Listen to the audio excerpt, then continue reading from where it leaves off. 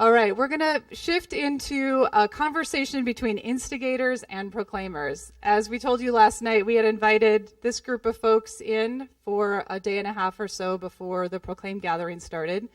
And they got together to reconnect, to go through some of the boxes of materials that we're going to be donating to the archives to try to piece together the story and the stories.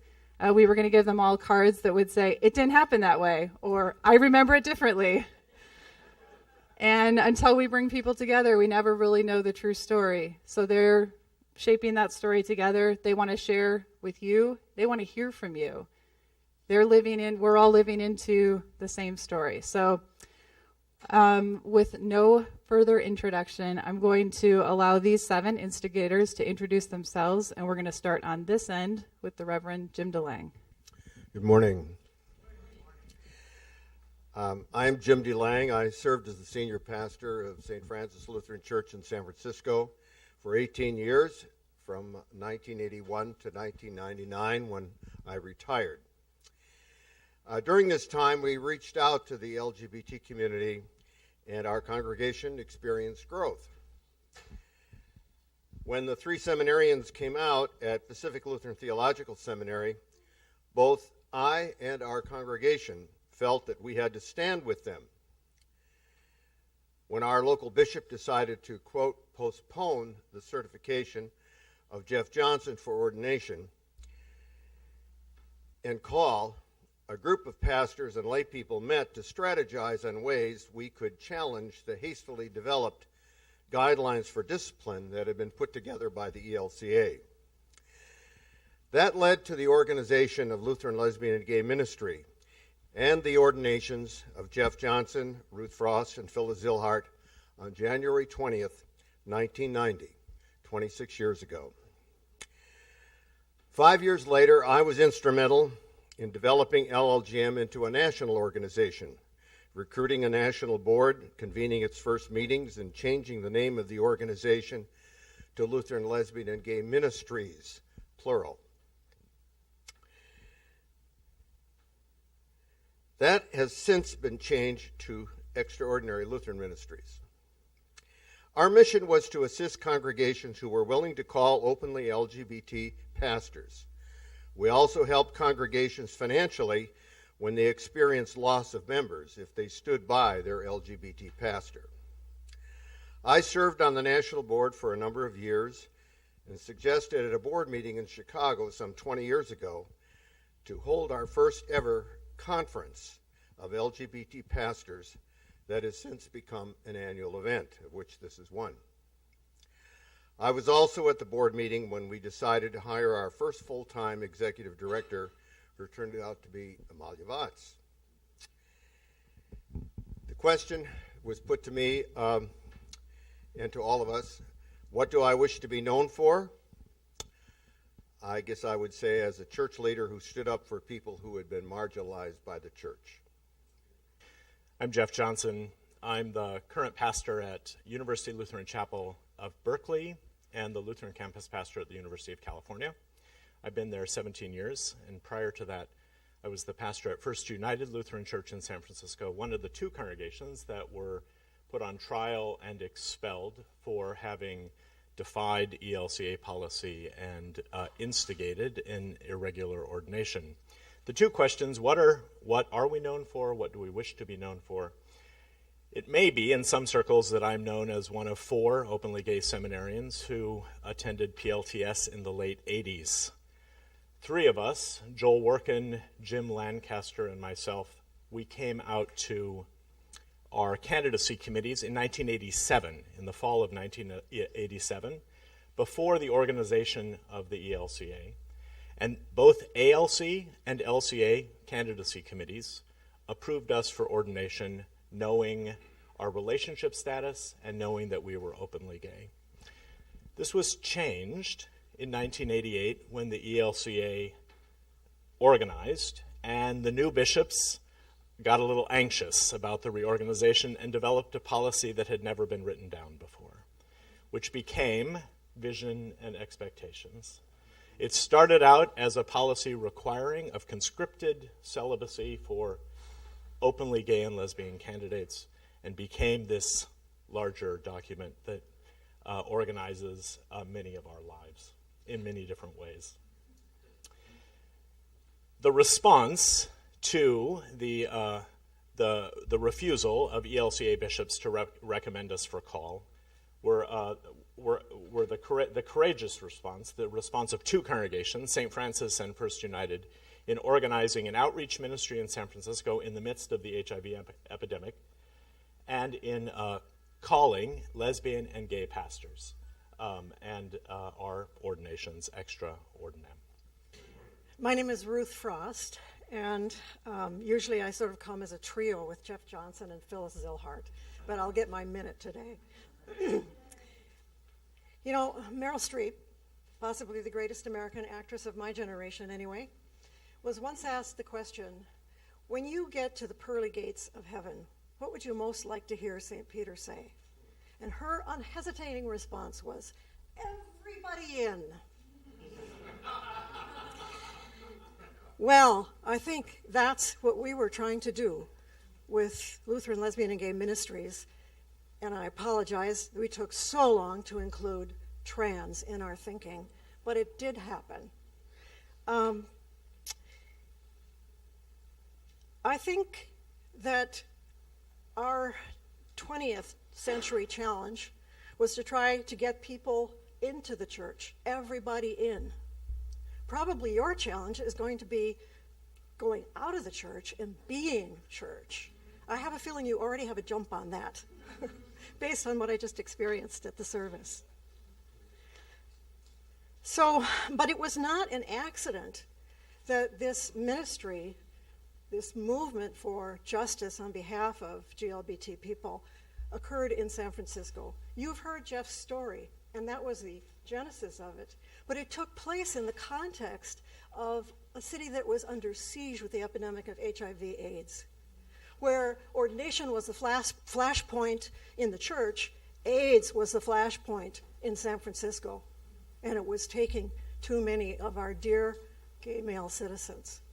And so AIDS really showed us that silence does equal death. And we could not wait for the church to notice us. And so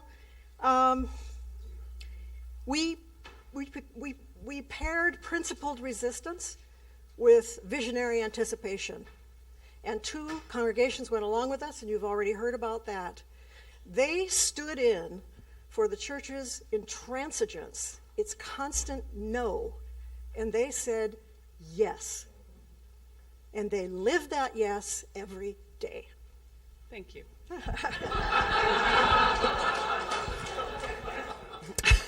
My name is Phyllis Zilhart. Yes, you should, really. I'm currently a chaplain at Fairview Hospice in Minneapolis, Minnesota, where I live with my partner, Ruth, legal spouses. We've been together 31 years now, hard to comprehend.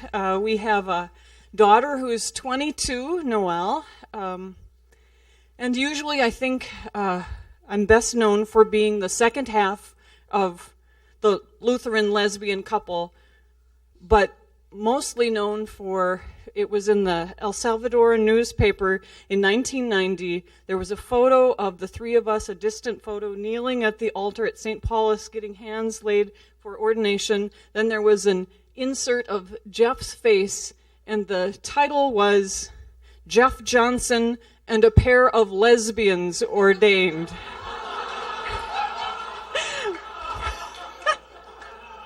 So I know my place, and it's... Oh, God, it's great. What an incredible honor in those days to embody people who either didn't have a voice or whose voice was not being heard. And we got to be a face, a story that represented so much more. And I think that was what was hardest, that you knew you were this little part in such a huge part, humbling, but being used, and the clay jar, but the treasure that is that incredible spectacle of God's love. Those were heady days, a packed church, news coverage, trial. We were grand marshals of the San Francisco Pride Parade that year. But on the other side of the spotlight was shadow, and in that was secrecy and shame and the valley of the shadow of death. And I felt like I was thrown into the deep end of the pool and just had to swim. And somehow these dying men, most vulnerable, trusted me with their hearts in prayer and their last breath. And that has led me now to working with End of Life, and I feel their companionship as a sacred trust. Thank you. My name is Mari Irvin. I presently live in a little coastal town called Yachats, Oregon, with my spouse, Janine Jansen. But prior to that, I lived both in Stockton, California, and then later on in San Francisco. Now, these ordinations that occurred in January of 1990 were the beginning of the transformation of my life. I had been out of the church for 20 years. I had no interest in it whatsoever, but one Sunday I went to church because my sister insisted at St. Francis, and 13 days later I was at the ordination, and about a month later I was on the LGM board. So things move quickly. I began on the LGM board in 1990 and remained on the board till 2006. And in 1992, when the Extraordinary Candidacy Project was started, I became a member of that group and stayed on that board until early in 2007. I have been asked, or I feel that people should not ask you to tell you what you are known for. You should ask other people. And I was talking about this with Jim DeLange this morning about how difficult it was to figure that out. And Jim said, Mari, getting there. And then he reminded me that I lived 90 miles from the Bay Area, and I was a member of a church, and I was on 2 boards, and I traveled a lot. What I would like to be known for, though, is my tenacity and my willingness to hang in there through all those years. It was a great time for me personally. I thank God for that time, and for you. My name is Greg Egertson. I'm a member at St. Francis Lutheran in San Francisco, where I've been since I moved to the city in 1982. And I'm currently president of the congregation. In terms of what I'm known for, I have no idea. But I think if you ask the people up here, what they would say is that I'm known for my ambivalence around my sense of call. Even yesterday, somebody asked me, are you ever going to be ordained? That has been a question that I've asked and been asking myself for a very long time. I applied to PLTS as an openly gay student in 1983, and believe it or not, they actually accepted me. But I went not just to discern my sense of call. I went because when I came out in college, it really created a faith crisis for me, and I needed to put that back together. Like many of us, I felt like I needed to choose, or might need to choose, between being gay and being Christian, and I didn't know how to do that. So I went to seminary. I happened to be there at the same time as Jim, Jeff, and Joel. So we shared that journey together and became really, really good friends. I graduated a year after they did, so thank you for the interim guidelines. That then I faced at my candidacy interview in 1989. I did not take the vow of celibacy, and so I was denied.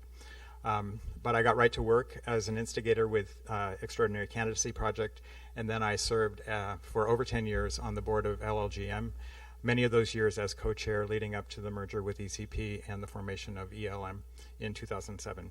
Ultimately, I did determine that I did not feel called to ordain ministry, and so discovered the power that lay people have. Don't forget that. In terms of what I wish to be known for, I'm very proud to be a member and leader still at St. Francis. Take a lot of pride in that. I'm very happy about the work we did, especially at LLGM, working with congregations who are interested in calling ECP candidates off the roster, knowing that they might very well be disciplined, as St. Francis and First United were. I'm not sure we would be where we are as a movement today if it weren't for the courage of those early church leaders. They really took a step of faith on behalf of all of us.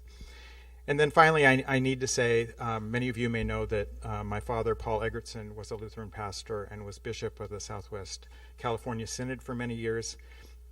He became one of our most powerful allies, and as bishop, he participated in the extraordinary ordination of Anita Hill in 2001 and then resigned his call. And I would not probably be here today without the nurturing and faith that both he and my mom provided to me, not only as a child but as an adult, and so I want to be remembered for being their son. My name is Margaret Moreland. I'm one of the original group that set up the ECP, the Extraordinary Candidacy Project, and I was the ECP president and chief bureaucrat for many, many years. There, I was primarily known among the board for keeping the ECP meetings on agenda. In 2004, I received the Jim Siefkas Justice Maker Award from Lutherans Concerned. I've always been very interested in talking with congregations about calling an LGBTQ pastor. I was a member of the LLGM board for a long time, and then joined the ELM board, where I've been chair of the ELM Grants Committee, and now I am the convener of the ELM Ministry Engagement Program. Over the years, I have been known for a few quotes.